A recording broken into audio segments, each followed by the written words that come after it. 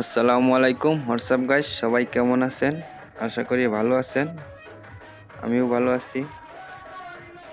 আবারও নিয়ে আসলাম আরেকটি ব্লগ ভিডিও। ঘুরতে গিয়েছিলাম হাওরের মাঝখানে নৌকা ভ্রমণ।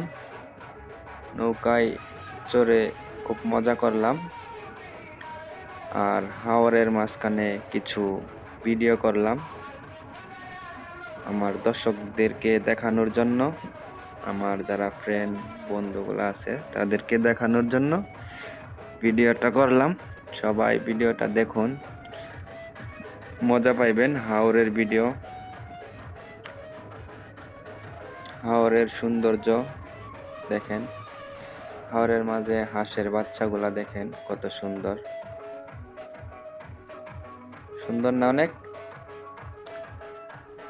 এটা হচ্ছে হাওরের মাঝখান দিয়া রাস্তা। ওই পাশে একটা বাড়ি দেখতে পাচ্ছেন, হাওরের মাঝখানে বাড়িটা রাস্তার পাশে। ঠিক আছে, এখানে যদি মনে করেন আর একটু পানি উঠে তাহলে এই বাড়িটা কিন্তু আর থাকবো না। ঠিক আছে, ডুবে যাবো পানিতে। রাস্তা কিন্তু প্রায় প্রায় মনে করেন একটু মনে বাইসা আছে আর কি, ডুবে গেছে পড়ায় আর কি। দেখছেন, এই বাড়িটা কিন্তু রাস্তার মাঝখানে, রাস্তার সাইডে আর কি। এই যে আমাদের সামন দিয়া আরেকটি নৌকা মানে ঘুরে চলে আসছে, এটা দেখছেন।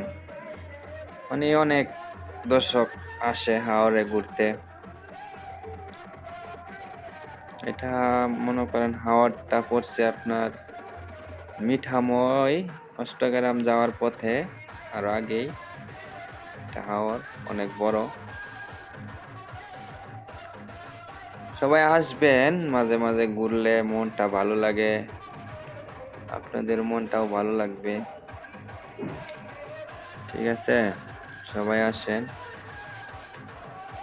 হাওরে নৌকা দিয়া ঘোরা অন্যরকম একটা ফিলিংস, মানে কি বলে বোঝাবো, মানে ভালোই লাগে। আমার কাছে ভালোই লাগে, আপনাদের কাছে ভালো লাগতেও পারে, নাও লাগতে পারে, ঠিক না?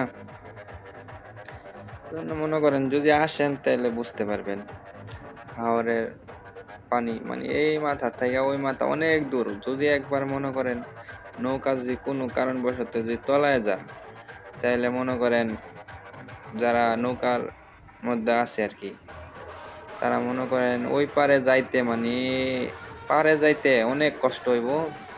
যারা সাঁতার জানে তারা তো মনে করেন যাইতে পারবো, তারপরে অনেক কষ্ট হইব। ঠিক আছে, এই তোরই আমার ভিডিও।